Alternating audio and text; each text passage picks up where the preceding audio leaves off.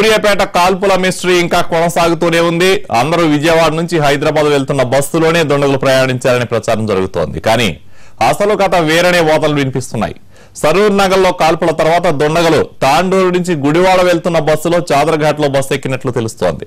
వారే సూర్యాపేటలోనూ పోలీసులపై కాల్పులు జరిపారనే అనుమానాలు వ్యక్తమవుతున్నాయి. అయితే ఆగంతుకులు బస్సు ఎక్కడ ఎక్కారు, వాళ్ళు ఏం చేశారు, అలాగే దుండగులు ఎక్కిన బస్సు నుంచి మా ప్రతినిధి శర్మ అందిస్తున్న ఎక్స్క్లూజివ్ రిపోర్ట్. సూర్యాపేట కాల్పుల ఘటన మిస్టరీ ఇంకా కొనసాగుతోంది. ఎవరు కాల్పులు జరిపారన్న దానిపై ఇంకా స్పష్టత వీడలేదు. అయితే హైదరాబాద్ సరూర్ నగర్ లో జరిగినటువంటి కాల్పులకు సూర్యాపేట కాల్పులకు లింక్ ఉందన్నటువంటి అనుమానాలు బలపడుతున్నాయి. ఆ కోణంలో పోలీసులు దర్యాప్తు జరుపుతున్నారు. అయితే సూర్యాపేటలో కాల్పులు జరిపిన దుండగులు ఇదే బస్సులో ప్రయాణించారు. హైదరాబాద్ నుంచి వాళ్ళు సూర్యాపేటకు వెళ్లారు. అక్కడే పోలీసుల పైన కాల్పులు జరిపి ఇద్దరు పోలీసుల హతమవ్వడానికి కారణమయ్యారు. అయితే వీళ్ళు ఎక్కడ ఎక్కారు, హైదరాబాద్ లో ఈ దుండగులు ఎక్కడ ఎక్కారు, ఎక్కడ దిగారు, వాళ్ళ మూమెంట్ ఏంటి అనే దానికి సంబంధించి ఇక్కడ ఈ బస్సు డ్రైవర్ మధుసూదన్ రెడ్డి అలాగే ప్రసాద్ ఉన్నారు. ఈ బస్సు ఎక్కడి నుంచి బయలుదేరిందండి? తాండూరు నుంచి గుడివాడ సార్. తాండూరు నుంచి గుడివాడ. ఎన్ని గంటలకు తాండూరు నుంచి బయలుదేరి? 5:10కి తాండూరుకి వెళ్ళి బయలుదేరినాం సార్. మొన్న సాయంత్రం 1 తారీఖు రోజు 5:10కి బయలుదేరాం. ఎక్కడికి ఎన్ని గంటలకు? ఎంజీబీఎస్కి వచ్చే వరకు 9 అయింది సార్. తర్వాత ఇక్కడ 9:40, 9:45కి అట్లా బయలుదేరినాము. రంగరావులో ఇద్దరు ఎక్కారు, ఫ్యామిలీ పాస్ వాళ్ళు 19 మంది బస్ స్టాండ్లో ఎక్కారు.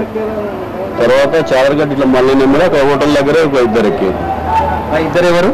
ఇద్దరు ఎవరనేది మనం మాకు అంత కాన్ఫిడెన్స్ లేదు. ప్యాసింజర్ లాగా బస్ చేయబెట్టిండ్రు, వాళ్ళని ఎక్కించుకున్నాము. విజయవాడ అన్నాను. మా ప్రసాద్ తెలుగులో టికెట్ అని చెప్పిండు. తెలుగులో 616 రూపాయలు ఇచ్చేసాను ఇద్దరికి. అంతే సార్, మధ్యలో ఎవరు ఎక్కలేదు. ఇంకా అంటే మీరు ఎక్కడెక్కడ మళ్ళీ ఆపారు? ఎల్బీ నగర్, వనస్థలిపురం, దిల్సు నగర్, హైత్ నగర్. ఆ తర్వాత ఏం జరిగింది? ఇక్కడ సూర్యాపేటలో వీళ్ళు దిగారా? వీళ్ళు దిగలేదు సార్. వీళ్ళైతే తర్వాత మేము టిఫిన్ చేస్తున్నాం, టిఫిన్కి ఒక 10 నిమిషాలు ఆపుతాం, దిగి వెళ్ళిపోతుంటే రెడ్ టీ షర్ట్ అయినా మాత్రం ఎక్కిండు. ఎక్కినప్పుడు అతను పీసీ అని చెప్పిండు. బస్ చెక్ చేస్తాము, ఒక 10 నిమిషాలు ఆపుతారంటే ఆపుతాం సార్ అని చెప్పినాం అని మేము వెళ్ళిపోయినాం. వెళ్ళిపోయిన తర్వాత ప్యాసింజర్ చెప్పిన ప్రకారం మళ్ళీ మేము రిటర్న్ వచ్చినాం సార్ టిఫిన్ చేయడానికి. అయిపోయిన తర్వాత వచ్చిన తర్వాత ఇక్కడ అడిగితే మేము కౌంటింగ్ చేసుకుంటాం సార్, జనాలు ఎంతమంది ఉన్నారు ఏం కథ అని. అయితే 22 మందిలో 20 మంది ఉన్నారు. ప్యాసింజర్ అడిగితే ఇట్లా రెడ్ టీ షర్ట్ అని వచ్చింది. వాళ్ళిద్దరి మీద అనుమానం వచ్చిందని వాళ్ళిద్దరికి పిల్లలు తీసుకెళ్ళిందని చెప్పింది సార్.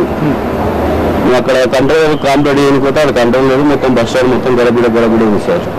ప్యాసింజర్ మా మీద కోపమై కుట్టనీరు వచ్చింది. మేము ఇంత ఇన్సిడెంట్ జరుగుతుంది, మీరు ఎందుకు ఆపుతున్నారు, మేము చెప్తున్నాం కదా వాళ్ళు దిగిపోయినాను, అతను తీసుకెళ్ళాలని చెప్పింది కదా అంటే మేము కుట్టనీరు వస్తే మేము బస్ తీసుకొని తిరగాలని చెప్పినాం. అంటే ఆ తర్వాత కాల్పులు అక్కడ టిఫిన్ చేసి వచ్చే లోపల అంతమంది కాల్పులు జరిగినాయి సార్. అక్కడ మీరు చూసారా? నేను చూడలేదు సార్. ఎవరు చెప్పారు మరి కాల్పులు జరిగాయి? అక్కడ క్యాంటీన్లో ఉంటారు కదా సార్ పిల్లలు, వాళ్ళు తర్వాత జనాలు అనుకుంటుంటే వెళ్ళిపోయినారు.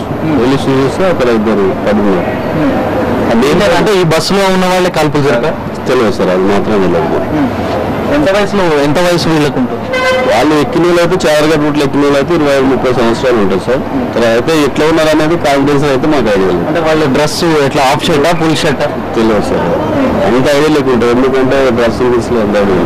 అయితే 25-30 మధ్యలో అయితే ఏజ్ ఉంటుంది. అది సార్ జరిగింది.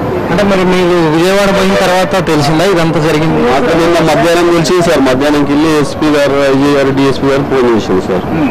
ఇట్లా అతని నెంబర్ ఉంటే అతని నెంబర్కి ఫోన్ చేసింది. ఇట్లా ఇంకోర్లు తెలుసుకుని అతని నెంబర్ చేసి ఇట్లా వాడుతున్నారు, ఎట్లా జరిగింది ఏం కథ, అలా మిస్సింగ్ అని అంటున్నారు కదా.